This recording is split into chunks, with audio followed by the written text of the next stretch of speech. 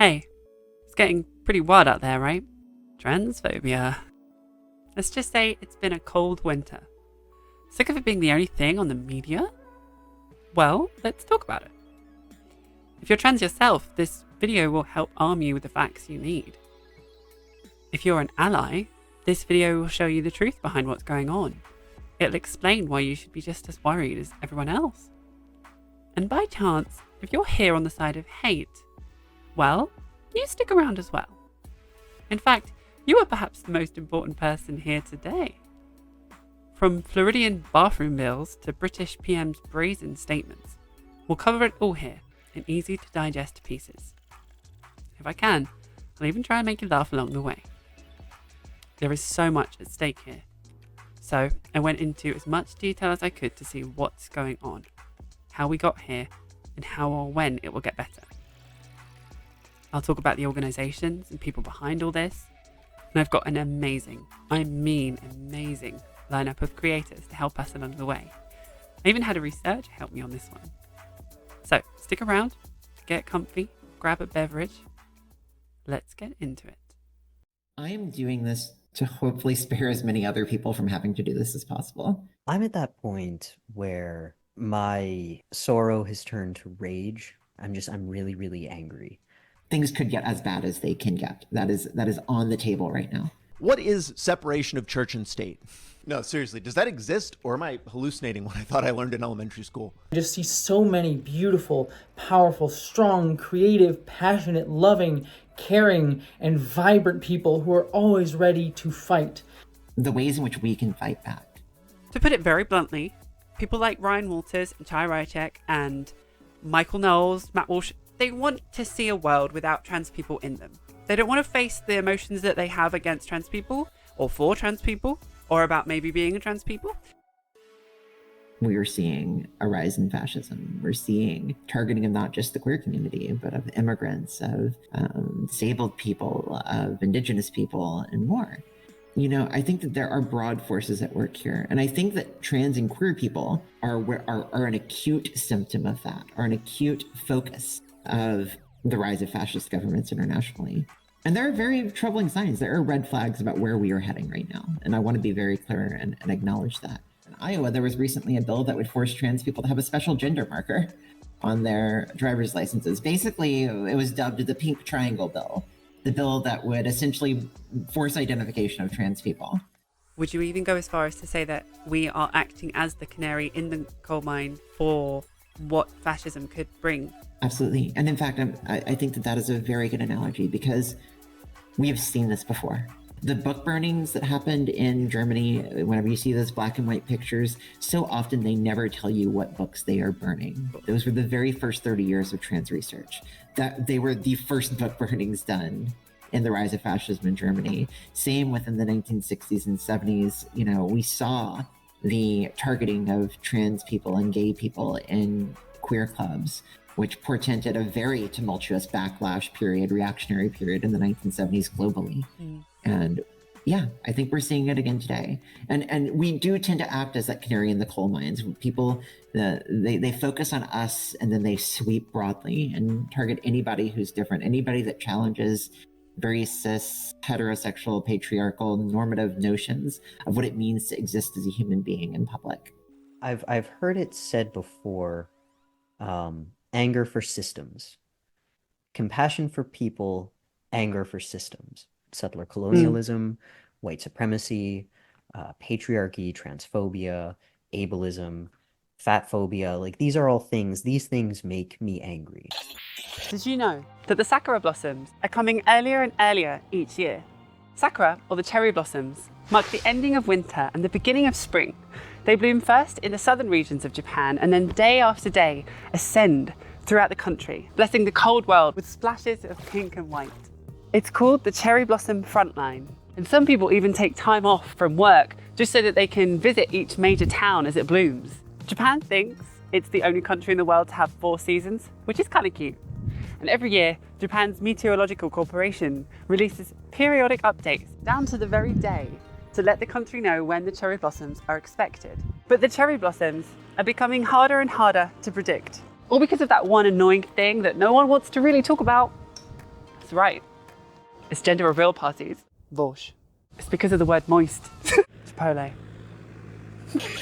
We do see the rhetoric nationally around eradication, around the end of existence for trans people. That is the goal for many people. We see laws right now in the United States that draw upon laws that were passed in Russia 3-4 years ago targeting trans people. Things that we saw condemnation of here in the United States. And now we're seeing a sort of metastasis of anti-trans rhetoric. The goal is for eradication.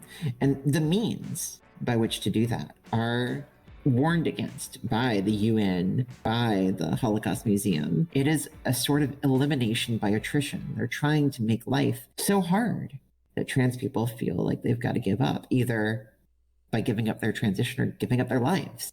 Despite all of this, we are still here and we are still fighting.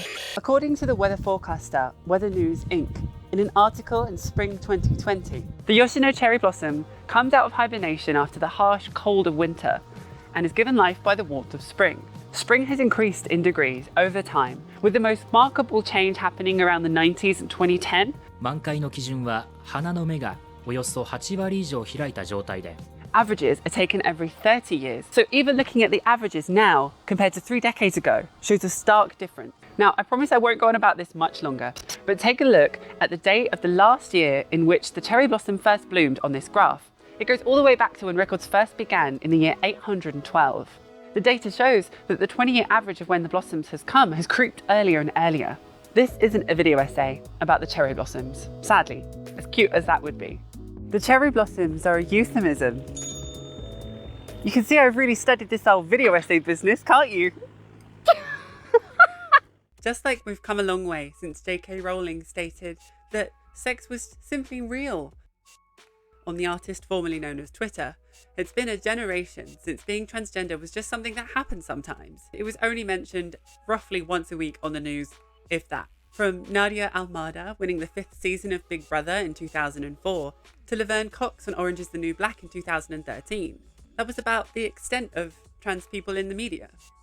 It was a simpler time. Now we see things like this. More than 500 anti-LGBTQ bills were introduced into state legislatures across the country this year, with many of them targeting the transgender community, according to the American Civil Liberties Union, and more than 80 of them were passed into law. The Human Rights Campaign said the number of bills is record-breaking. We've seen, a large explosion of bills in the last 4 years, whereas in 2020, there were maybe 12 bills. In 2024, we are now pushing 500 this year, in combination with 550 last year. Before we go on, I wanted to just introduce someone new that's joined my team.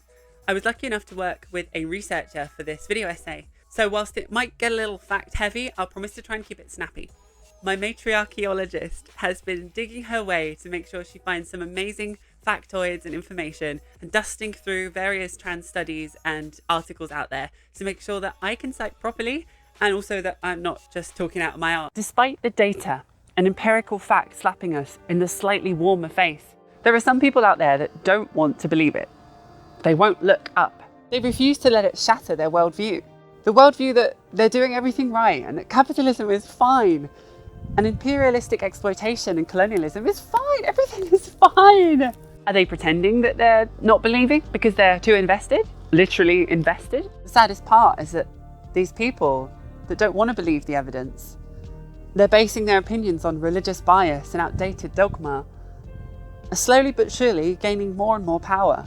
So what is this video essay about? That's a great question. This video essay is about how bad things are right now. Everything is just terrible, right? In fact, you know what? Let's just give up. Actually, yeah, that's the video essay. Thank you so much. You've been lovely. Okay, bye. Wouldn't that be easier? To just stop caring, ignore the news and give up? I know the thought has crossed my mind from time to time. But you know deep down that's not right. So do I. So what is this video essay about? This video essay and the upcoming series that I'm putting together will focus on what do we do now. I'll explore what we can do about all of this madness. And I'm starting with the most important thing that I can think of.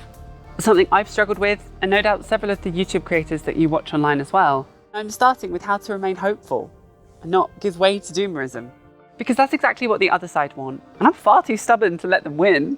I'm too stubborn to let them oppress us anymore. I'm too stubborn to let them take our hope.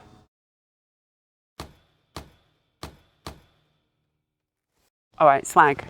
Part 1. The anti-trans movement. First and foremost, please introduce yourself. Thank you so much again for being here. Thank you for having me on. So I am a transgender journalist who covers legislation, cultural issues, major news around the globe. I track healthcare clinics. I report on laws and bills in the United States as well as abroad. And generally, I write as much as I can and try to tell our stories as best as I can. For those unaware, walk us through exactly what an anti-trans bill is. In the United States, in order for something to become a law, it has to be proposed. And most states have essentially two places it can be proposed. It can be proposed in the House, which are representatives that usually serve shorter periods, or in the Senate, which has senators that serve longer periods. And they release a bill.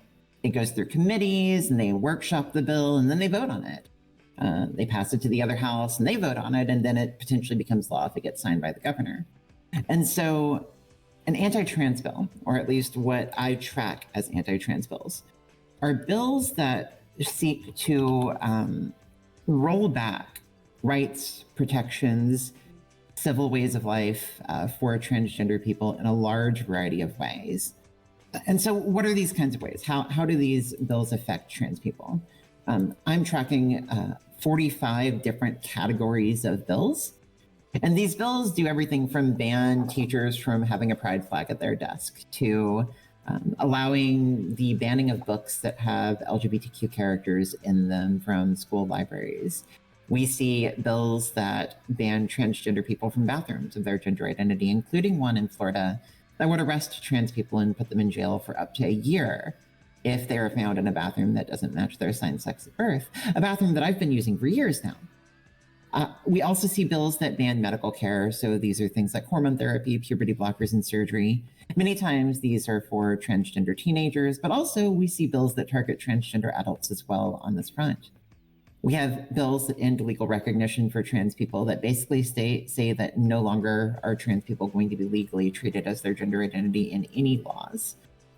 This includes things like driver's licenses, where in Florida we see the potential charging of trans people that have their correct gender marker with criminal fraud, for instance, and having their licenses revoked. It specifically says that their driver's licenses could be revoked.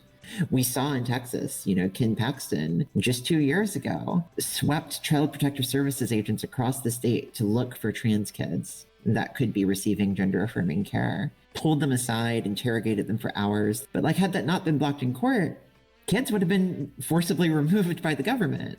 This is troubling. This is problematic in so many ways. And then we're starting to see forced identification. There's a reason why Abbott wanted a list of all trans people on the PFLAG membership rolls. There's a reason why he has gone to the DMV and asked for all trans people that have changed their gender marker documents. There's a reason why Iowa wants special gender markers on birth certificates and driver's licenses. There's a reason why Florida is trying to do similar in the state by trying to revoke driver's licenses if you're not charged with fraud. These are targeting your ability to move, your ability to exist in public. And I will add that globally, trans people are seeing extreme attacks.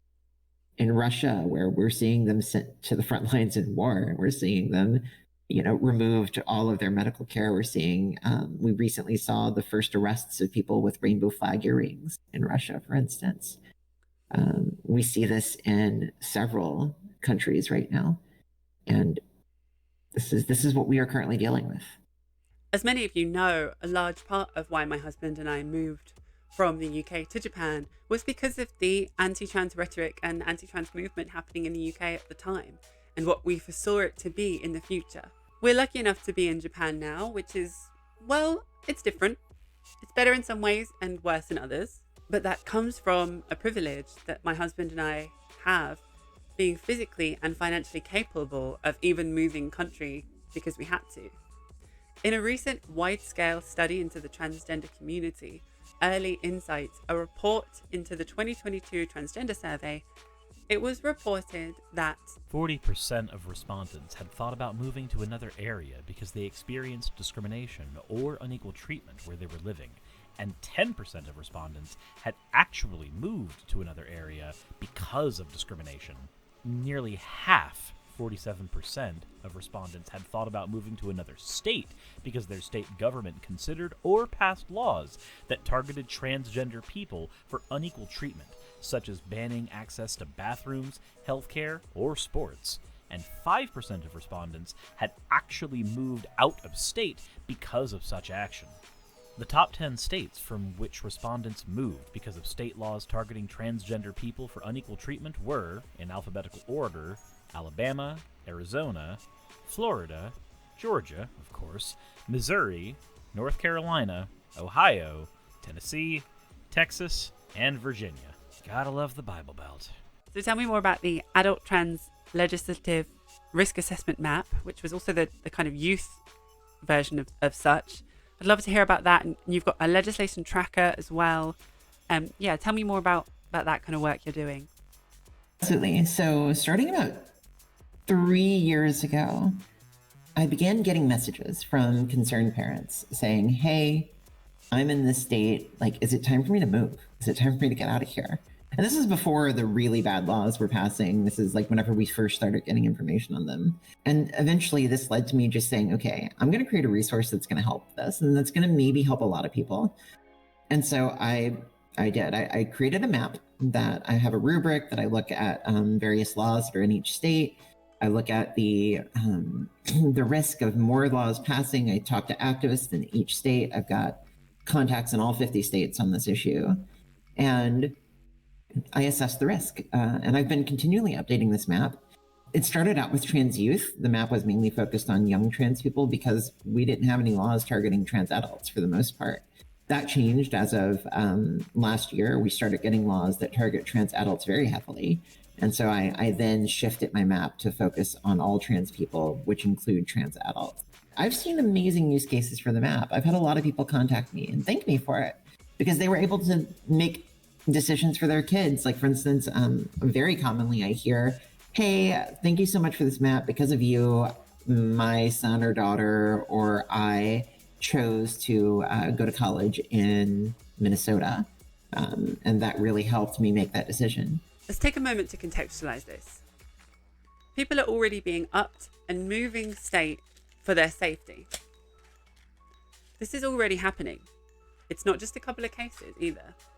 It's not a warning sign for the future. This is now. It's happening now. Just like various other tragedies ongoing. So when More than 1/3, 34%, of respondents were experiencing poverty, up from 29%, which was more than twice the rate of the overall US adult population in 2015.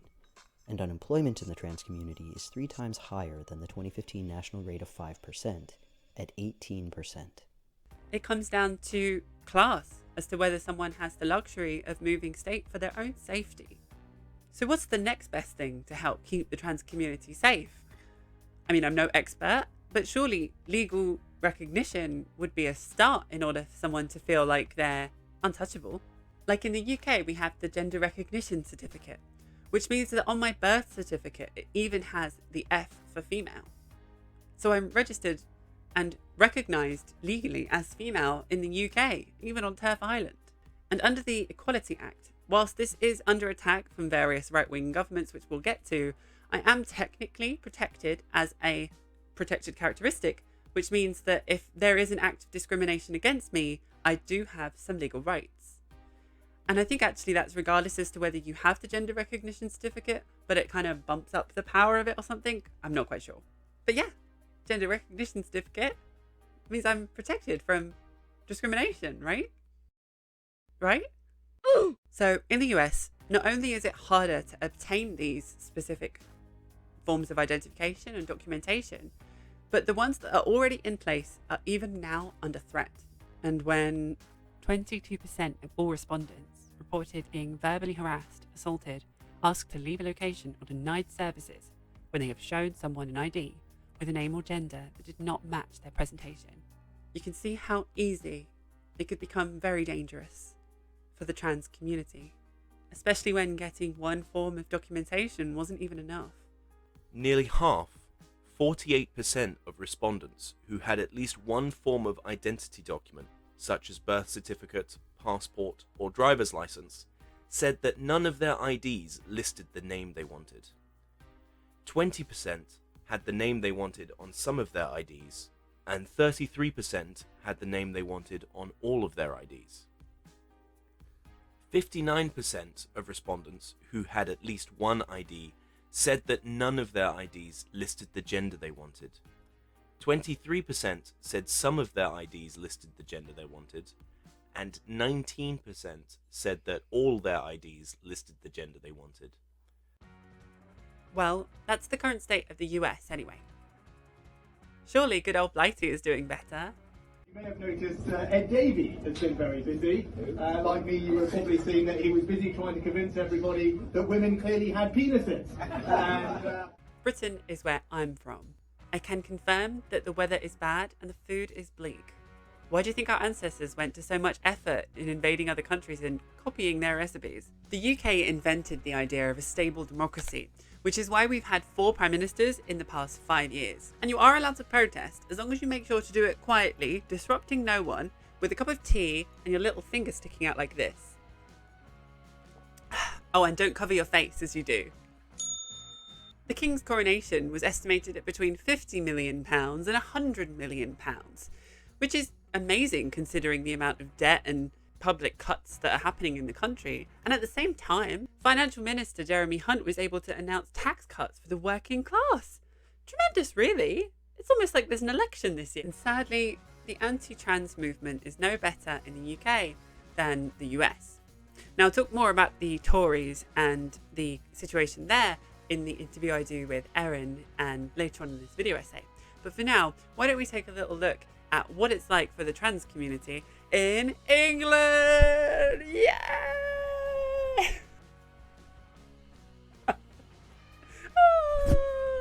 I hate myself. Can I do like a... Oh my god. Oh my god, I look like I'm in EastEnders. It's giving full royalty. In a survey by Transactual 2021, respondents reported the following about our lacking healthcare system in the UK. 98% of respondents described the transition-related healthcare available on the NHS as not completely adequate, with 47% responding that it is not at all adequate. A greater proportion of disabled trans people reported inadequacy of service. 53% of black people and people of colour reported experiencing racism while accessing trans-specific healthcare services. Trans people with disabilities are more likely to experience delays, with 93% having done so compared to 85% of non-disabled people. But you knew all that after Abigail from PhilosophyTube summed it up nicely in her video, I emailed my doctor 133 times. But what about on the ground? What about everyday life? 85% of trans women report being subjected to transphobic street harassment from strangers, with 71% of trans men and 73% of non-binary people saying the same. 67% of trans women, 63% of non-binary people, and 60% of trans men have experienced transphobia on public transport. This rises for Black people and people of color, for whom 75% report experiencing the same. 80% of non-binary people reported having experienced transphobia from colleagues, compared to 73% of trans men and 73% of trans women saying the same. Well, hey, maybe it's safer online. 99% of trans people surveyed have experienced transphobia on social media. 93% of participants reported that media transphobia had impacted their experiences of transphobia from strangers on the street. If anyone's watching at this point and they can attest to some of these statistics, thinking like, yeah, I would have voted that, or yes, that's what's happening in my life, please do consider commenting below. I would love to hear your story personally. I might not reply to all comments, but I do read them for sure. And I just want to hear your stories. I want to give some kind of reality to these like statements, and allies too. If you know someone that might be going through it, or if you have an opinion on these stats, let me know. I remember reading the research for this and thinking, yeah, like I can definitely see that happen to me, And that also shows how like bad our experiences are or better our experiences are compared to others. And it just kind of brings light to our situation. I didn't know, for example, that only 7% of the transgender community have their gender recognition certificate, which I do, which puts me at either very lucky level or very unsafe level, because many people say that we shouldn't really have our names on a big list of people that are transgender, but we'll come to that another day. According to The Guardian, children to stop getting puberty blockers at gender identity clinics, says NHS England. They weren't even invented for trans kids. Do you know that? They were invented for any kid that just hits puberty too early. That's wild. The government welcomed NHS England's landmark decision, which it said was in the best interests of children, unless they're trans, of course. Thanks, Rishi. Thanks, Liz. Idiots. Oh, I wish I could swear so much. Fewer than 100 children and young people are taking puberty blockers. Are you serious? Are you serious? 100 children in the entirety of the UK? It's smelling like transphobia. Now might be a good time to say as well, if you want to follow this kind of topic in general and more, please do consider subscribing to my channel. I go live every week, mostly, and follow the news in this kind of same scenario and topic, other kind of left-leaning news coverage and stuff like that. So yeah, take a look around my channel. It's just had a revamp recently. Even if you've seen it before, maybe have another little look. Let me know what you think. And please do subscribe if you want to. So that's where we are. But how did we get here? How did things get this bad? There's no transphobic smoke without bigoted fire. Also, spoiler alert, this section does deal with a bit of the negative crap that's happening at the moment. So in a kind of hope to make you feel happy afterwards, there's a little bit of a special something at the end. So make sure you stick around at least to the end of this part, okay? I really hope you like it. It took me a fair bit to put together, but I think it's really worth it. So, how did things get this bad? It feels like we went from Alexis Mead on Ugly Betty to Jordan Peterson breakdowns and Bud Light boycotts real quick. One thing that I will note is that while we are in a very difficult period right now, this is a recurring story in human history whenever it comes to queer people. It seems like we fall into these cycles of moral panic around queer people every 10 to 20 years.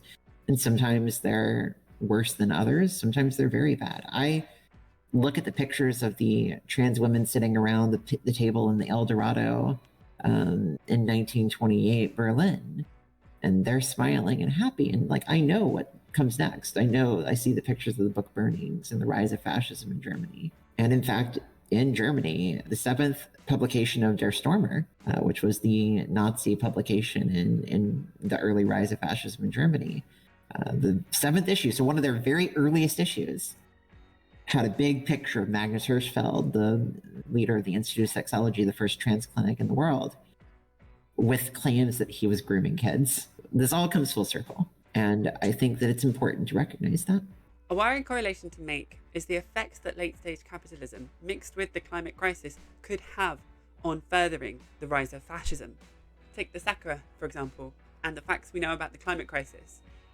We've known it for years, and yet people are still ignoring it because they're being paid to or lobbied to.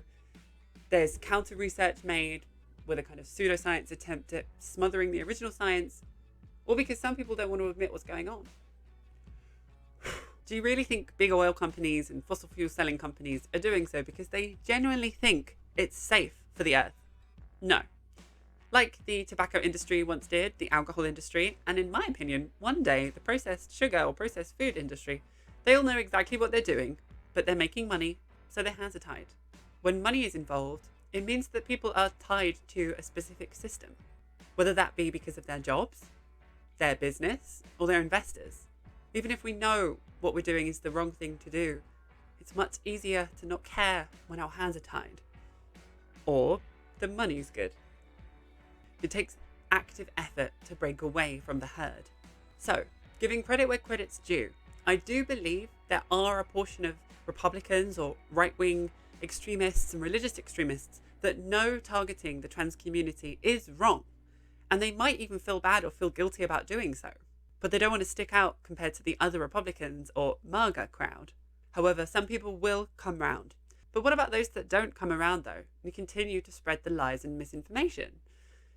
Like those right-wing grifters that were in homosexual-themed films in college and now call openly for the eradication of trans people. The pick-me trad wives that for some reason don't seem to be married and have kids themselves just yet. Or the super straight guys that also happen to have trans porn on the computer. Or literally just Blair White. Mums for Liberty are but one of the groups that hide their lightly veiled motives behind trans panic, misinformation and bigotry.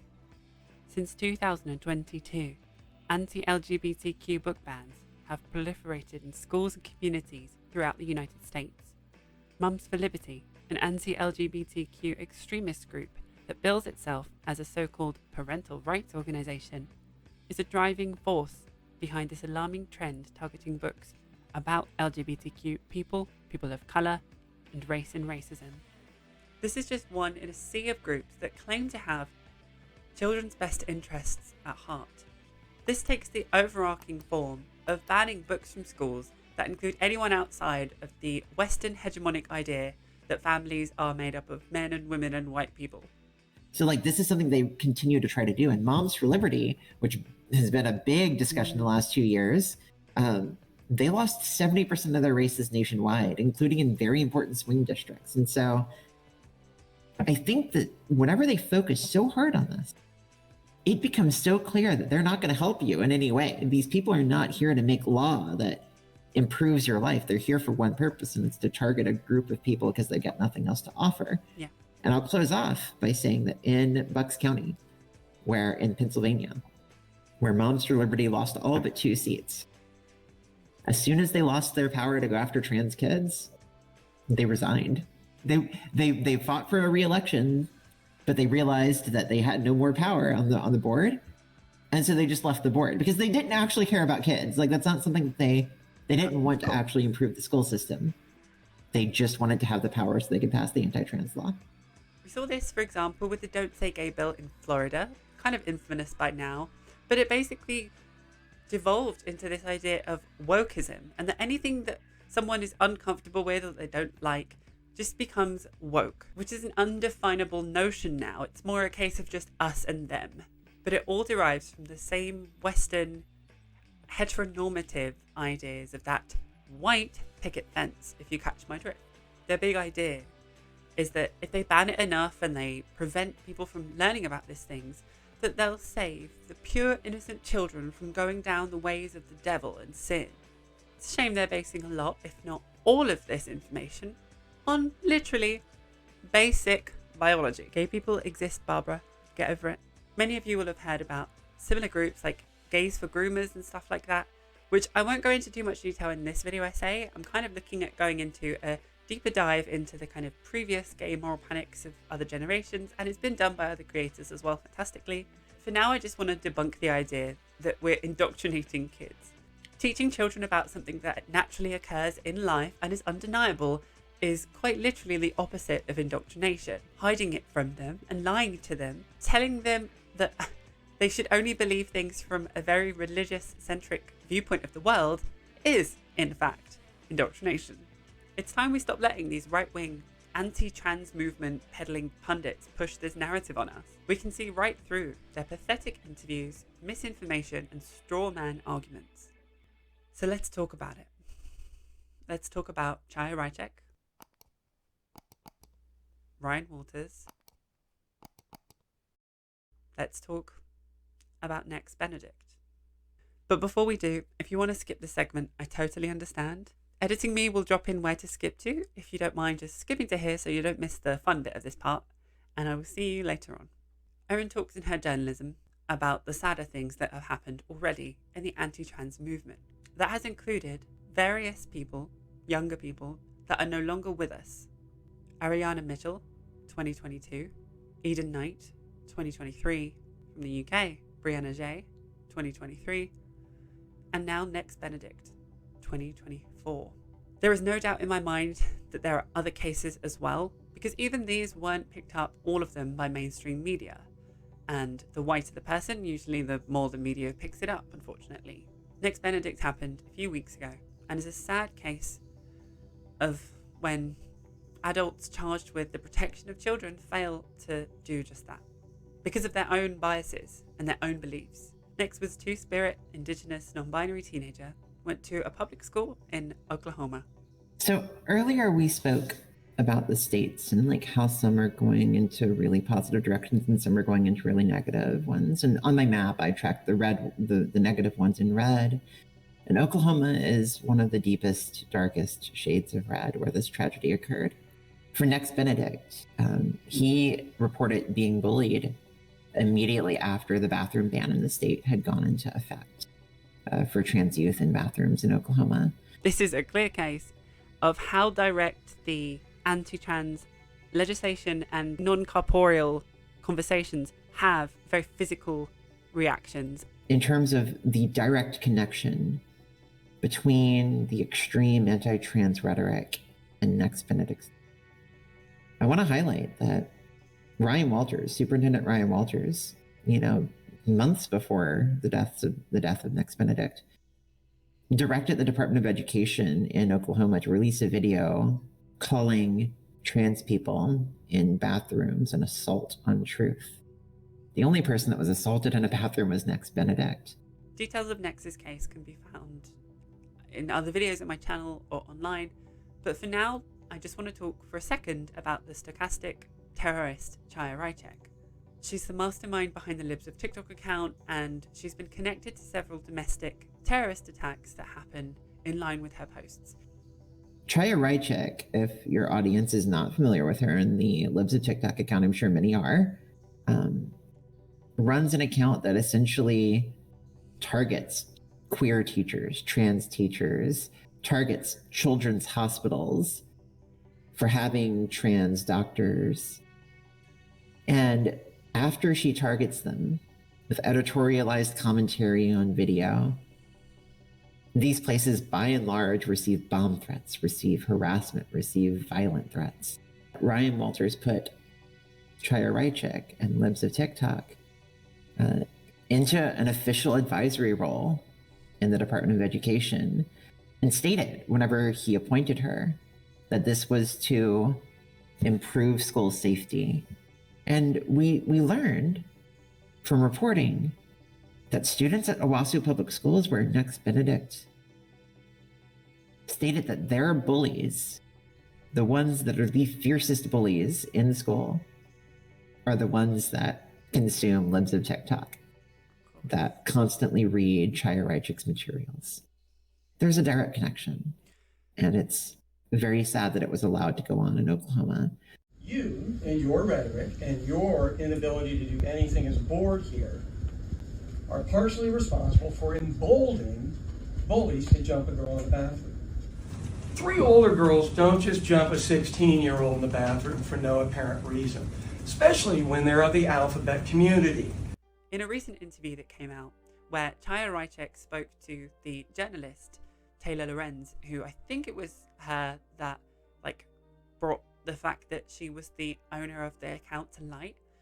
In this hour-long interview, it really showed how much Chaya Raichek is just a mouthpiece. She either doesn't understand fully what she's spewing, or she knows there's hypocrisy there and doesn't really want to face it on camera, even though the lack of her ability to do so is very much an admission by anyone that can understand the context of what she's saying.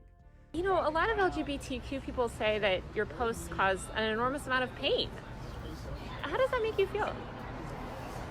How does it make you feel that your reporting on me causes me pain? I feel sad for that, honestly. Yeah. So would you stop? No, I'm a journalist and you're a public figure. So, for example, she's a freedom of speech advocate, but when people are aiming their hate at her, then suddenly they have to stop because it's not fair. Somebody was to say something factually wrong about you, do you believe they should remove that, or do you think they should be able to keep that content up?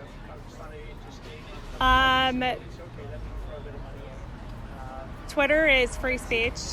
It has to go both ways. So I'm kind of curious how you square that with the letter that you sent this morning to V Sphere, claiming that, you were going to try to sue her for slander. If free speech is free speech, then why are you threatening your critics with lawsuits? Well, defamation is different. So would you call misidentifying a shooter's sexuality defamation?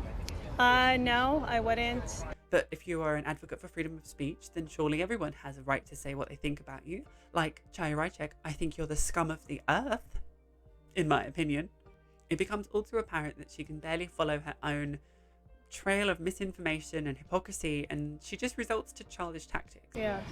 I'm curious kind of how you're thinking, when you think about the way that you put out content and the way that you think about growing your media empire. Here, this is a blowjob.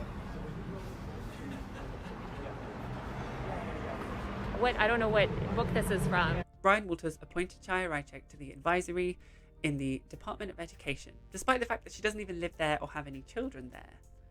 For me, what was the most disgusting was what followed shortly after Nex Benedict's untimely passing. The New York Times released an article featuring Ryan Waters. He reportedly said that what happened to Nex was a tragedy, but that it did not change his views on how questions of gender should be handled in schools. There's not multiple genders, there's two. That's how God created us. What is separation of church and state? No, seriously, does that exist, or am I hallucinating what I thought I learned in elementary school? This guy taught AP US history and apparently missed all the parts about separation of church and state. I feel like all these fucking legislators are jamming their religion down my throat. He continues to say that he does not believe that non-binary people and transgender people exist. Now, going off script for a second, this means either two things. He's unintelligent and believes that we live in a world where trans people aren't real, as in like metaphysically not real, like we're all ghosts or something, or it's like a big Truman Show thing and he thinks we're all just faking it. Or he doesn't believe in the validity behind being transgender. So for example, myself, I was just born male and I'm just growing my hair out really long, and yeah, I have some things going on with my body, but it doesn't mean the fact that I was born a male is any different to now. But again, even that's still just detached from reality. You can see physically that I look this way. Not that you have to look a certain way to be your gender identity, but you can't deny the physicality behind some elements of trans people, even if you want to deny the gender identity behind them. So what this really means, taking the mask off for a second, is that Ryan Walters doesn't want to admit that trans people exist, or he knows they exist and thinks they are a bad thing. He thinks they are something that shouldn't exist. Ergo, they should be eradicated. Ergo, that is bad. So because of this belief system, rooted in Western religious bias and misinformation, Nex Benedict isn't here anymore. It's a stunning indictment on the educational system under Superintendent Ryan Walters, who has also himself done a whole lot. Part of it is also that the New York Times has never had a good record on trans and queer issues. It took them, for instance, a very long time to use the word gay. It took them, there was one article, I think it was like in the 1990s or the late 1980s, where they called transsexuals an infestation in Central Park. So like this is something that they've had a long history of really negative coverage towards. And I think that sometimes that surprises people whenever it reemerges, because the outlet has previously been thought to be a more liberal outlet. And like the others, Ariana Mitchell, Eden Knight, Brianna J, and I'm sure countless others, they have fallen victim to some random people that have decided that they shouldn't be here anymore because they don't want to understand past basic biology. And there is a responsibility there. There should be accountability as well. This is the goal of people like Ryan Walters and Chaya Raichek, to eradicate trans people entirely. The accountability that should be held. One thing I've always said on my channel, one of my stances is always that the right-wing kind of Republican side of things that are very anti-trans, very anti-LGBT and everything, they often have a kind of fake conversation kind of closer to home, the things they say out loud, and then there's the conversation that they don't really want to have, but it's the actions that they're very much moving towards.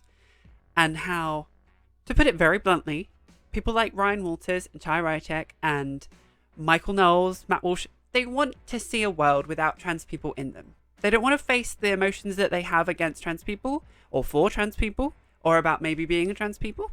And they want to live in a world where that doesn't exist. Unfortunately, that is physically impossible. It's like trying to live in a world without rain. We're part of nature. And so how much do you... I mean, let's talk about that. Let's talk about that kind of issue of having the wrong conversations, because we can talk till the cows come home about Chaya Raichek doing all these bad things. We know she's doing these bad things. We know she knows she's doing these things. So I'd love to hear your kind of thoughts about like, how do we get to those real conversations? How do we get to the point where we can say, hold on, you're actively calling for trans people to, let's talk about that. Why is that okay? Why are you allowed to do that? You know? So part of my reporting is to make it easier to have that conversation. I often look for those moments where the mask slips, where they reveal their true intention. You know, I report it very early on Michael Knowles' statements calling for eradication. I've reported on Charlie Kirk stating that men should handle trans women the way that they did in the 1950s and 60s. Candace Owens calling trans people demons and stating that if she had a trans kid or something like that, she would beat them with a cane. You know, we hear these things and we know intuitively that the laws that they're trying to pass, they're designed to try to eradicate us, to try to remove us from the population. And the way that they talk whenever they think that nobody is listening, you can hear they say it full-throated. You know, we saw one of the representatives in that conversation say, yeah, but what about the end game? Like, we shouldn't let this be a thing for anybody. And then Representative Gary Click was like, yeah, but we got to do this piece by piece. We got to do this bit by bit. And they continually go back and forth about the end game. And you have Prisha Mosley come in saying that, yeah, adults, this shouldn't even be a thing for grownups. Like, this shouldn't be a thing for anybody. And, you know, these are people that are making the laws that are passing, the laws that are eliminating access to healthcare. And so it's clear what they do. And yeah, you're right. They try to have like this one conversation while truthfully having this other one whenever they think that nobody's watching. They can hurt a lot of people, but they cannot remove trans people from the population because we are part of what it means to be human. You can no more eradicate trans people permanently than you can eradicate people with blonde hair permanently. We will continue to be born every single year to every new generation. We span human history and we always will. Well, absolutely. And as you just mentioned there, like we spoke about earlier, it's they're having the real conversations, having really actually calling them out for what they really want to do, really just brings to light the fact that this isn't about protecting kids. Like you've said, it's their end game is to pass this further than children. So it's not about protecting kids at all. And if it were, they're doing a terrible job. Yeah, that's a fantastic point. 84% victims were people of colour. In 2023, Brazil was once more home to the highest number of trans people. 4,732 hate crimes against transgender people were recorded, a rise of 11% on the previous year. Home Office report said that comments by politicians and the media over the last year may have led to an increase in these offences. I think it's about time for that pick-me-up, don't you? 3, 2, and 1. Hey, Matriarchetype, we stand in solidarity with the trans community. Lilith stands in solidarity as well. Hey, Matriarchetype. I, Swolesome, stand in solidarity with the trans community, with people all over the world who are fighting for our collective liberation. It is one struggle. Hey, Matriarchetype. AJ, aka Squid Tips here, letting you know that I stand in solidarity with the trans community, and I'm going to keep fighting to make things better. Hey, Matriarchetype.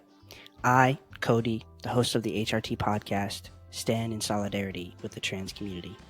Being trans is a gift, not a curse. Hello, Matriarchetype.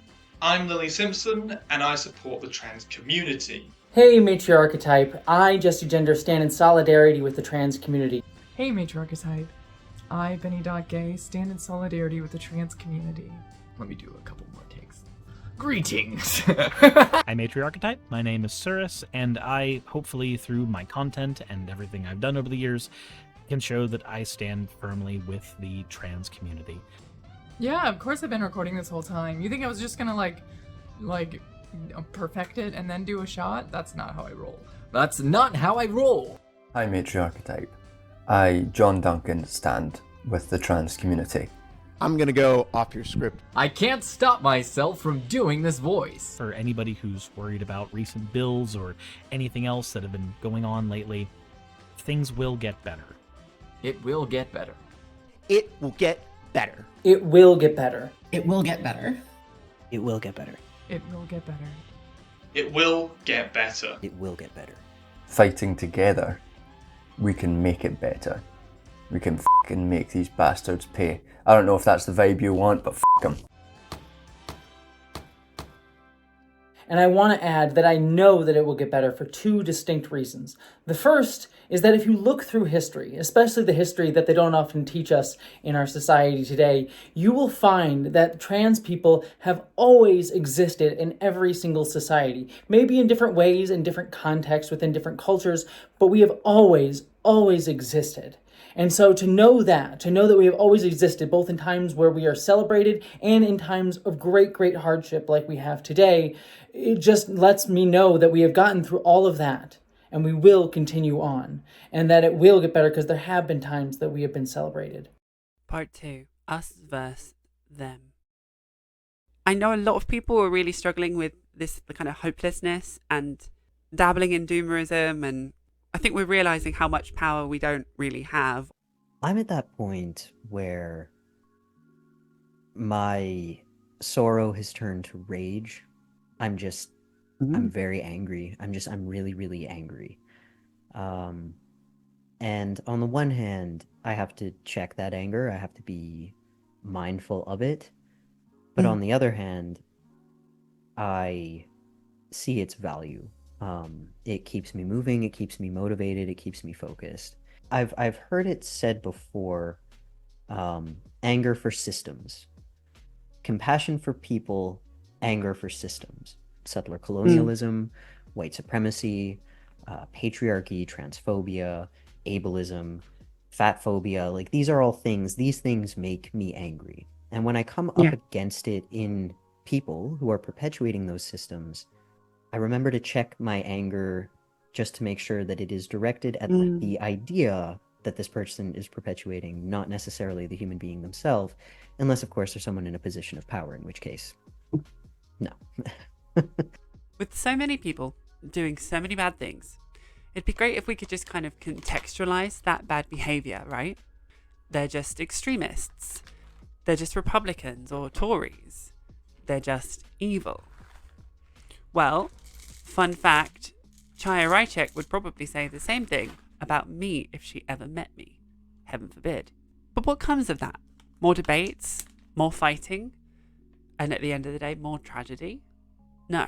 I'm proposing we stop fighting on their turf, pun intended, and take the argument to another level.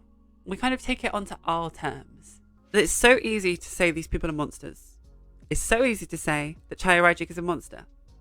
That Ryan Walters, the superintendent from Oklahoma State, is a monster. That Trump is a monster that's evil. But then we go down the road of dehumanizing them. But we have to really unpick, like, well, how did they get there? Why do they think that way? And why do they not think like us? And if we can do that work, we might actually get closer to convincing them that actually maybe we shouldn't allow a lot of people to falling for the propaganda, falling for this hegemonic system that we've been just birthed into, just put into from society. It's kind of the more understandable kind of conclusion, isn't it? You know, if we've been birthed into a system, it took us a lot of work to get out. You know, so many other people. I was talking to the Tabernacle about this. We talked about how do we get radicalized? How do we learn the truth? You know, and it took education and uneducation and re-education. Basically, if you have influence, you have the ability to like influence people en masse. That's power to me. That's kind of like, it's worth noting. If we're reserving anger for systems and remembering the human being, we also have to find balance with holding people accountable for the harm that they've done, right? Yes. And so when we dehumanize someone and we then hold them accountable, that is a recipe for revenge, essentially. It's like, I want to humanize her. She is a person. She's a human being. And in that, she's making decisions. She's making choices. She knows exactly what she's doing, and what she's doing is violent and vitriolic. And it's a question of, you know, how do we hold her accountable, recognizing that the trans community is responding in self-defense very literally. This is like, you know, she is actively fueling like violence against our community. For me, being a progressive, egalitarian individual, means not giving up on a single soul. Even those that are evil Republicans that want to inflict their opinions on others, I still think that their life has value. Do I wish the same fate that happened to Next Benedict to Chaya Rajek would be not to spill my beans everywhere?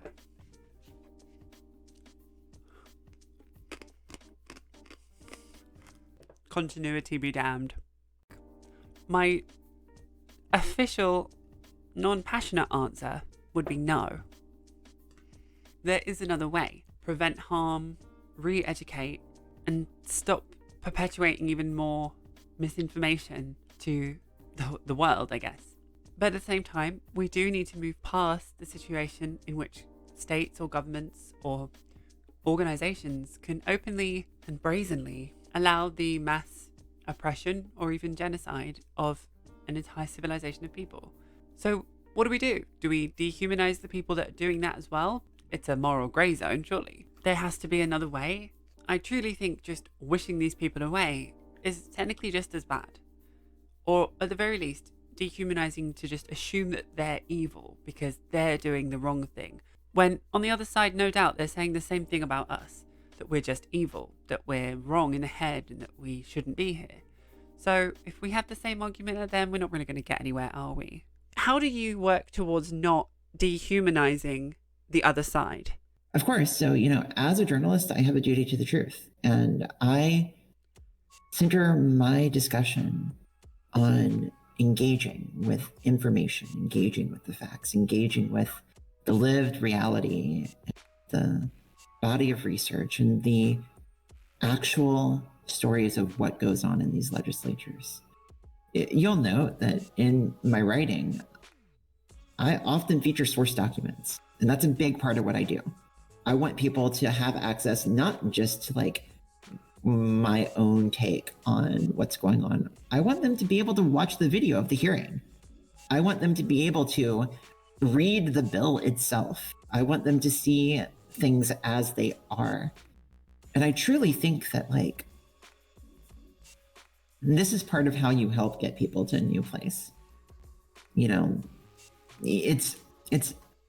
don't think it's as fruitful to engage in the constant back and forth of name calling and stuff like that.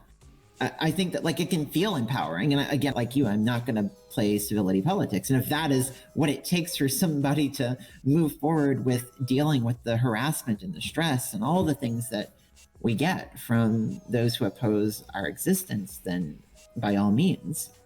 For me, I tend to find that the best way for me to move people into a new direction is to meet them, like I said very early on in our discussion here, where they are. I find where they are, and I try to move that needle just a little bit. And moving the needle may mean something different for each person. Moving the needle for my mom, who took 3 to 4 years to call me by my name, might be getting her to call me by my name for the first time. Whereas moving the needle for someone who is an ally might be to explain, the broader issues in transgender sports participation, where they might have some difficulty understanding. And I try to do that by meeting them where they are and presenting them with information that maybe they have not heard yet. To put it another way, a room full of Republicans that have learned more than, let's say, just basic biology, and also understand the necessity for a separation between church and state, is far more valuable than no Republicans at all. Heck, I'd even take an ex-landlord Tory that understood the difference between the working classes, became a socialist, and gave up her second home to someone that didn't have a house. That's what the meaning of reform is to me. And obviously there's context and there are other factors, but you kind of get my drift, hopefully. You might have heard in the UK a few years ago, we had the Brexit situation, which the propaganda that happened by the government and other places and organisations that were lobbied, and the lies, barefaced lies about monetization and how much more change in the country that were told, were very much the key in getting people to vote for Brexit. And the day after the referendum happened in the UK, what is Brexit was the #1 Googled term in the UK. Yeah. So at the time I found that data, I can't quite cross-reference it now, but people didn't know what they were voting for. And so that, to me, it's like, are those people actually, should they be held accountable for the wrong they did? Or, you know, taking it as a hypothetical to another situation? Or is it the people that lobbied for that misinformation, that did that actively, that they chose to actuate that harm, knowing what they were doing? So that's why, like you said quite rightly, the Chaya Raichek, I have to imagine she knows what she's doing. She's not brainwashed and like in a cult and is having someone force her type these things. I have to imagine. We don't know, of course, the full facts, but before they get to that point, they have to fall victim to some form of system or ideology, or systems that create some form of ideology that tells them that they are superior to others, or that they deserve more than others, or anything. If you are someone who has any kind of access to power in your life, on the basis of identity specifically, usually anyway, you are going to be presented with decisions throughout your life as to whether you choose to align yourself with power or choose to acknowledge the way that power inevitably disadvantages other people. In some cases, harms them quite openly. And there are a number of people out there right now who are choosing to harm trans people, knowingly harming trans people because it's lucrative. Anyway, this is just me, but demonizing the enemy just feels like it's going to cause further harm in the long run, and it's just going to become a situation where two parties are fighting each other. And we've seen, especially when there is the disproportionate amount of power, that can just lead to devastation. And in theory, if we're the progressives, if we're the intellectuals, if we are the egalitarians, then we should be better than them. We should be trying to be better than them. However, let me be clear. I'm not advocating for civility politics either. And it also does come from a level of privilege that even I can say, let's not choose to be as bad as them, because I haven't been yet, touch wood, forced to act in the same way. But true self-defense is very different to fighting back unnecessarily. I don't have all the answers, and there's only a certain amount of things I can say on YouTube. Let's remember that, unfortunately. You can know everything, you can have so many strong opinions, but the minute you step out and inflict those on someone else, you just cross a line. And fortunately, I don't think we're taught that, especially in Western education. We're taught the opposite. Definitely. We're taught, affirm me, I have the right answer, tell me I did well. This homework is for you to tell me I did okay. This is for me to get a grade to show that I'm smart. This is affirmation from the outside world, something that I am so bad at still constantly needing. And I'm trying to unpick that. But like, yeah, if we kind of stopped perpetuating that and we kind of said, well, everyone in the whole world is valid, but that doesn't mean you can tell someone else what to do, or your opinions should affect someone else, or because you are on a diet, someone else can't have a donut, because you are Christian, someone else has to be Christian too. We need everyone. We need everyone. We need everybody's perspective. And really, the enemies, for lack of a better word, are people who were doing that thing, as you said, that this is my belief and you have to agree with me. Like, you have to, my belief, my security as a person, my existence as a person is contingent on everybody else validating and agreeing with it. They push this idea that trans people are doing that so aggressively. I think that's projection. Yes. I think they know that is how their worldview perpetuates itself, and so they're doing everything that they can to accuse other people of doing exactly that. And those people are flagging themselves as people we need to resist and push back against, is because for the most part, human beings need difference. We need each other. We need every single person living their life as they are, communicating as they are, sharing their experience, if we would like to really develop a fully fledged understanding of what humanity is and the places we can go. Take, for example, the Sakura blossoms, which have been a theme throughout this whole essay. They are changing as a result of climate change, and so are various other places on the globe. And if you're watching and thinking, well, nothing's changed majorly where I am, it's because you're privileged enough, similar to me, to not have had some of the most dramatic effects actually happen to you. Across the globe, we've seen wildfires, droughts, sea levels have already changed. It's causing a fluctuation in food, processing, agriculture. There's so many different things. So you could argue that people that are still perpetuating the climate crisis or not stopping it when they could or acting in a way that's going to prolong it is already causing harm to these people, to the future people of our generation, to me in the future, my kids, or whoever, the next generation of people. And so if we know that that's happening, I'm not advocating that we just ask them nicely to stop when they're fully aware of what they're doing. I did have a point. It can be easy to other that person or that group of people, all Republicans, all Trump supporters, all people that are fueling the climate crisis. Does every single Trump supporter deserve the same fate? I don't know. Is generalizing a group of people in any way a good thing? I don't think so.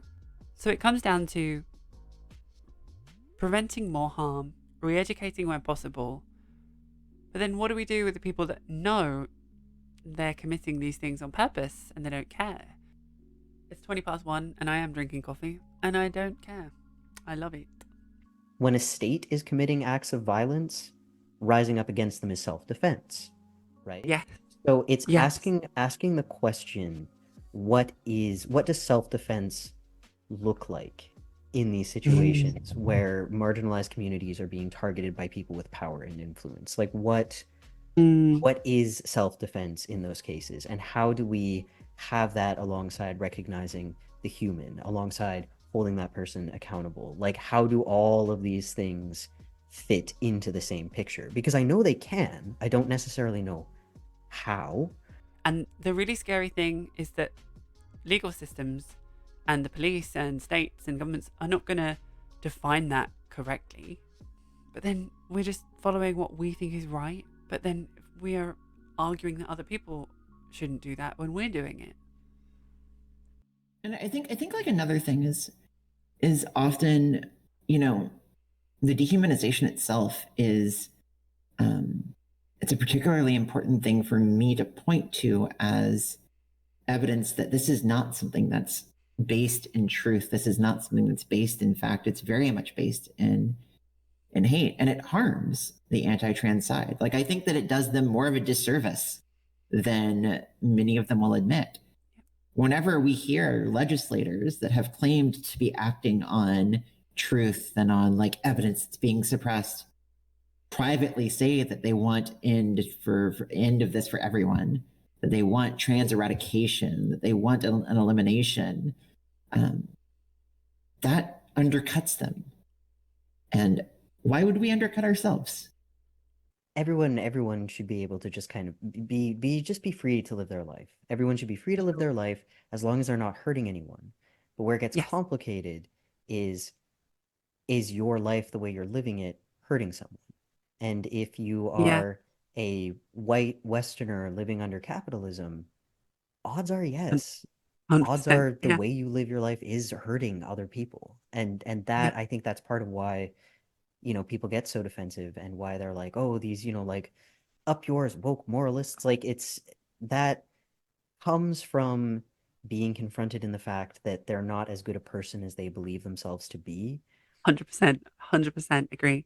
And yeah, it's not like they're consciously doing it, but the moment that they're challenged, the moment that they're presented with the evidence that like, okay, what you're doing, how you're living, the things you believe are hurting people. Oh, well, now they're consciously doing it, and that's not okay. How do we change the people who can be changed, and what do we do about the ones who know? What do we do about the ones who know and continue to choose oppression anyway? Part 3. It will get better. Okay, I just want to take 2 seconds of your time to talk about my official brand of coffee. I found a Japanese roaster that works directly with a barley coffee farm in Indonesia. Very left-leaning, socialist as well. And the whole idea of their ethos is to find the most ethical way of finding coffee, selling coffee, and like paying the farmers properly. Like even fair trade and everything, they don't pay the farmers proportionately. It's been very kind of greenwashed. There's literally 3 people involved: me, the roaster, and the coffee farm directly. The owner of the business goes to the farms in Bali frequently, helps the farmers like on the farm, lives with them for months, is incorporated as part of the culture. And so she's invited me out there, you know, when the time is right, to go and visit these farms too, which would be so fun. And I would love to experience that myself. You can see on the leaflet, like the people there are the people I actually buy the coffee from.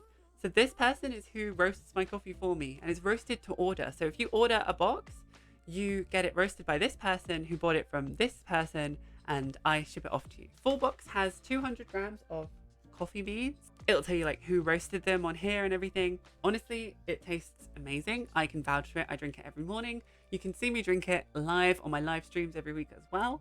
You also get these cute little one pour coffees. They're a great little like tester if you want to like see it first, or you can give them to a friend. So if you want to support the channel via capitalism, please do consider buying a box. It's free shipping if you choose freight shipping, which takes a few weeks, but it doesn't involve an airplane. Or you can of course get airmail shipping as well. Costs a little bit more, depends where you are really. They really do help me provide the freshest coffee. It's going to be fresher than anything you buy on a shelf in the supermarket because it's roasted per order, which is kind of wild. Instead of coffee that can have been sitting there on the shelves for like years, let's face it. It's honestly the most respectful way I know. Everything's not perfect, and there's no ethical consumption under capitalism for sure. But like buying this coffee will help me, the roaster, and the coffee farmer much more directly than any like larger organization of coffee. That's for sure. And if I have got my stuff together, I should be trying to do this kind of like Sakura test little packet where it's like just a smaller packet, maybe like 1 or 2 of these, and like a handwritten note from me as like a thank you. If you want to support the channel but not as much of investment, you want to try the coffee, it's also easier for me to send, so it's cheaper for me to like put together. But that should be available hopefully by the time I release this, if I get my shit together. If not, then editing me will take this bit out. So check it out. I'm really proud of it. Anyway, back to the video. Every time that I feel down, that I feel like it's impossible, that there's just too much to overcome, I look out in the trans community and in our allies, and I just see so many beautiful, powerful, strong, creative, passionate, loving, caring, and vibrant people who are always ready to fight and to pick up each other when we're down.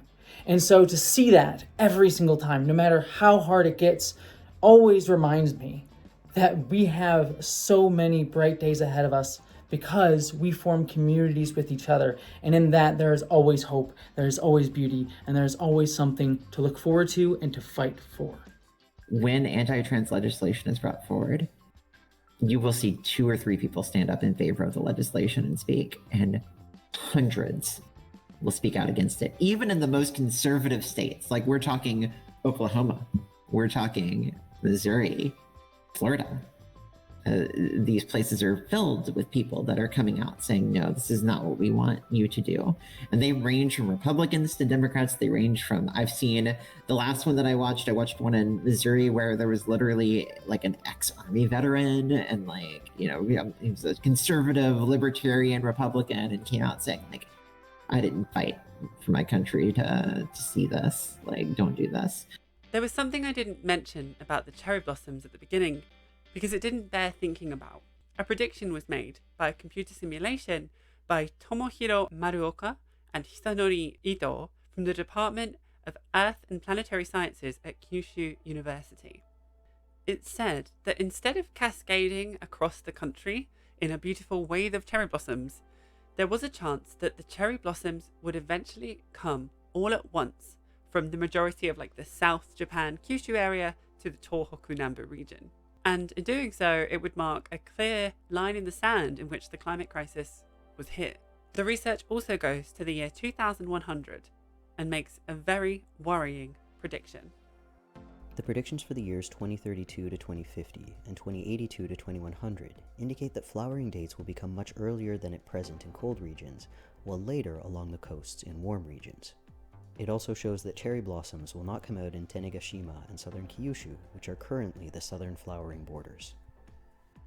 That means that by the year 2100, there is a chance that the sakura won't even come at all in the area that this study was done in. To put it another way, you could say that one of the effects of people ignoring the data and science behind the cherry blossoms is that they are trying to stamp out the flower forever. But 2100 is years away, right? There's a chance things will get better by then. And the study's kind of old, so there's also a chance that things have improved since the study happened. In a recent article that featured the latest from the study, it included a statement from one of the researchers, Hisanori Ito, in which they said that the predictions for the cherry blossoms had already started to happen now. Yes, now. To translate, I would never have imagined that similar tendencies to that which we say as a result of our 2100 prediction simulation, specifically that sakura would blossom all at once between late March and early April between Kyushu and Tohoku Nambu, would happen so soon. It just goes to show how rapidly climate change is occurring. the article goes on to mention the IPCC and information that was released in 2021.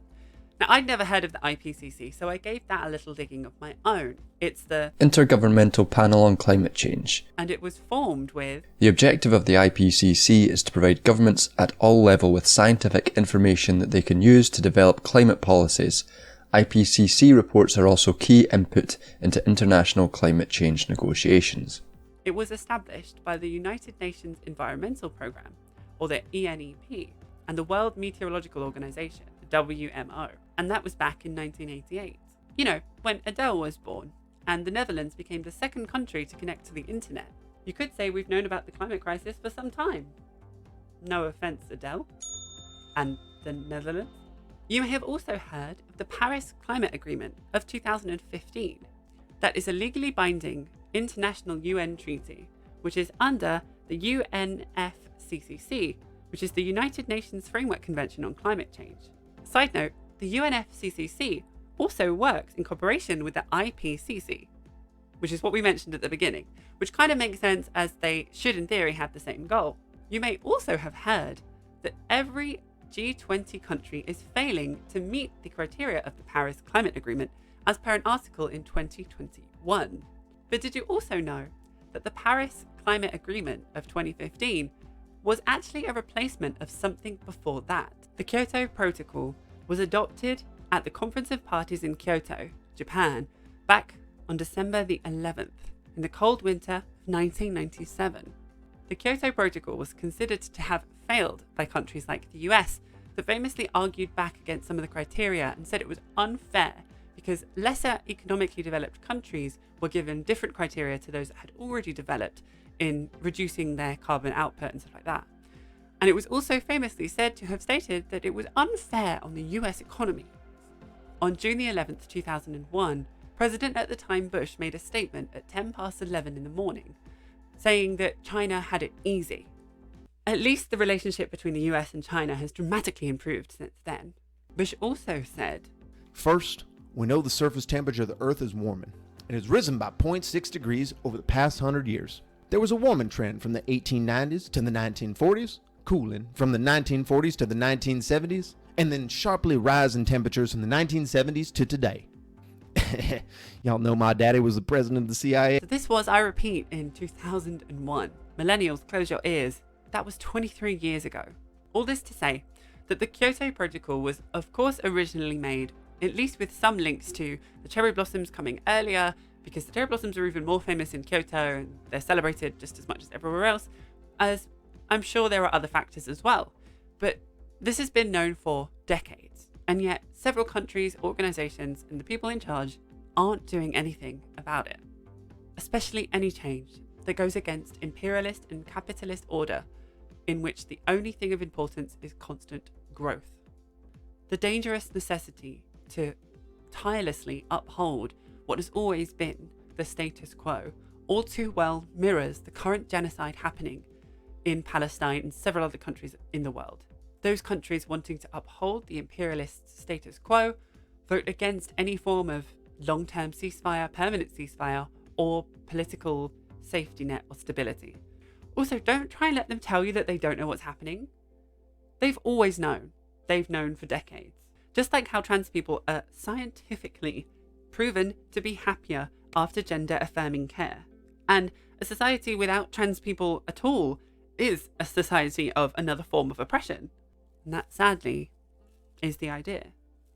In my upcoming content, I want to look into other forms of this. There's a particular book, I think it's called Irreversible Damage, that has been trying to be translated into a Japanese copy here in Japan, and it got turned down and like stopped originally because of the backlash, but they've tried another publisher now. So there are clearly people behind this fueling this hatred across the globe. I'm going to look also further back at previous moral panics. It's been covered before by other fantastic creators, but I'm going to look at it too, just because I want to learn more and I can share that with people along the way, all while following the news every week and stuff like I said before. If you're interested in this and you do want to support my channel and you've come this far in the video, please do consider subscribing to my Patreon. I know everyone talks about it, but it really is a fantastic way to help me financially improve the channel, improve my life so I can make more stuff on the channel, etc, etc. If you have a small budget to go to small creators, please consider me having a small amount of that. But if not, no worries at all. You're doing the most by watching through my videos and hopefully sharing them if you haven't already. Thanks again. Anyway, let's look at some positives, especially, for example, some positives that were found in the study I mentioned earlier in this essay. For me, one of the best stats is how nearly all respondents who lived at least some of the time in a different gender than the one they were assigned at birth reported that they were either a lot more satisfied or a little more satisfied with their life. 3% reported that transitioning gender made them neither more nor less satisfied with their life. 1% were a little less satisfied, and 2% a lot less satisfied with their life. Gender affirming care works. Trans people are clearly here, and we're valid and we're beautiful. Imagine a world if we didn't have all of this social stigma and this backlash against us, and these organizations trying to make our lives hell, if not non-existent. Yeah, and I think this is definitely one of the unique aspects of the United States, is that every single state can almost be considered its own country in a way, in that it can pass its own laws. Now, these laws can't conflict with the United States Constitution, and this is where we get into constitutional fights with state laws. And so you have an interesting situation right now in the United States where roughly half of the country is really, really rough for trans people. Would be considered, I think, more regressive than many countries that have, very negative views towards LGBTQ people. And then on the other side of things, roughly half of the country is some of the most accepting places on earth for trans people. We see places like California, Massachusetts, Vermont, Maryland, my own home state, where there are laws that have been passed that protect trans people within the borders. And in fact, we're even seeing right now, some state laws are passing protections for people leaving other state laws. Yes. And so, we've got this interesting dynamic where the country is kind of at odds right now over transgender people.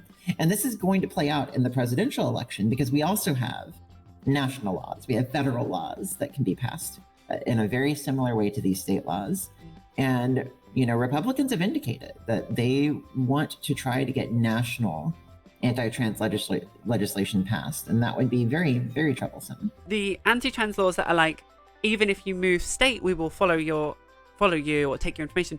There are some progressive, some kind of protective laws that are like, you can't even do that. Someone has a safe haven in this state if they're trans. So it's really a conflict of borders and, like you say, states that are larger than most countries, especially coming from someone that lived in the UK and lives now in Japan. Like, these places are huge to me on a scale of like, uncomprehendable that they're just classed as states, Well, right. And, even, we see places like Texas, Florida, and more, where they're pretty far away from many of these states that have positive legislation, especially in the case of Florida, where, the southern tip of Florida, you're in a peninsula. There's no going to safe states left or right, west or east. You've got to travel very, very far away.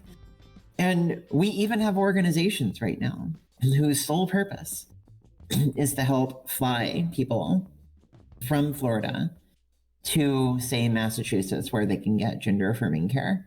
And there are people right now. There was just a story by the Rolling Stone that interviewed families that are flying with their trans teen every 3 months to like a state 1,000, 2,000 miles away just to get their care because that care was banned in Florida. What's the kind of positive thing that's happened recently, especially kind of with the anti-trans movement in mind? Like, what ray of hope do you have? How do you think we can get through it? And what active actions are there? I think that young people are going to save the world. Honestly, that is what gives me hope. I have conversations. I get to see them whenever I'm presenting at like a high school or something like that, or whenever they come up to us after we're speaking at an organization. I watch them in the United States. You know, there was a group of queer under 26-year-olds who basically led the largest Trans Day of Visibility marches in U.S. history. And just, this is a story that I tell often, but, you know, last year, I got a message from a trans girl in Louisiana, which is where I was born and raised, a very conservative place, very rural, where 20 years ago I was bullied heavily. And she said, "Hey, Erin, I love your work. Thank you so much for what you do. And I just wanted to tell you, I'm a 17-year-old trans girl. I go to this high school," and it was like a place that's 20 minutes from where I grew up. And she said, and I just wanted to let you know I was nominated at the homecoming court. And I cried because, like, I know what it was like growing up there. I know how hard it was. And to see that, like, where I grew up in one of the toughest places, not only as a trans girl being accepted, but celebrated and loved. Like, her dad was driving her around in a car around the stadium and she's waving to everybody in her dress. Like, young people are going to change the world. I truly believe it. The point of this video essay is to give people hope. It's to bring light to the issues, but also end on a high note and take away some of the dread that we're feeling. Things haven't always been this way, with transphobia especially. They don't have to be this way. It's people and organizations making decisions based on misinformation and people with money allowing that to happen and platforming it. In Japanese, there's this amazing phrase that I love, I learned at uni, called Ichiyo Raifuku. Or sometimes it could be Ichiyo Raifuku, which I think basically means the same thing. I'm not sure. But it means after a spell of bad luck, things will get better. Think the sun will come out tomorrow, but fewer ginger children dancing. After winter, spring will come. It might be late or early, but it will always come. Things might get worse before they get better as well. I'm not naive. There's a reason we left the UK. But things will get better. We will make it so. For the trans people in my audience, the biggest thing you can do right now is literally just live your best life and be happy. And that can be harder than it sounds, for sure. Just hold your head up high and know that you are valid and powerful, and that this is just a misguided group of people. And it will pass. If I had known 10 years ago when I first started transitioning that I would find the love of my life, get married, be back in Japan, first of all, and be one day considering adopting children, having a family, I would not have believed you. I would have broken down into tears. I was extremely privileged and lucky to get to where I am, and I know that. And that's why I'm even more grateful. Any form of trans joy that you can find, keep hold of, share, tell everyone. You're fucking amazing. And so for allies as well, you play a super important role in this, which is kind of more of what I'm going to kind of look into in my upcoming content, especially within this season for spring. I think that the power that allies bring to a movement is really, really honestly extreme. So if you're an ally and you haven't considered subscribing or wanting to watch more, please do. It'd be really helpful if you can. You can do something legit. Like, you can definitely help. Like Erin said, the youth of tomorrow are going to change things. I believe that they're our future. So we should teach them well, let them lead the way. Because the great is happening to me. I found the greatest. Look at me getting into it. I'm going to cry. Debunk the information. Not me just getting straight back into it. Here's to the gay utopian socialist planet, bitches. Woo! It's your life for good, baby. Oh, and by the way, if you're watching this when it comes out and I managed to edit it in time, it's spring today. Today is the spring equinox, or at least the scheduled day of release. Ignore what the Stark said. Spring is already here. If you could share this video, it would mean the world to me. If you have a trans friend that needs that positive message, maybe just send them that clip.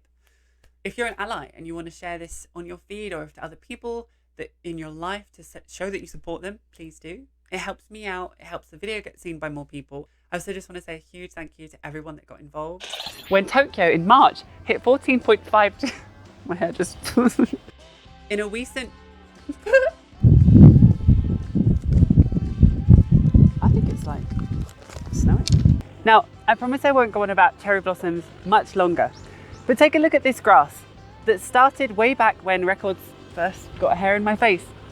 In the clip we just watched from last year, the sakura comes 9 days earlier than the year before, and no.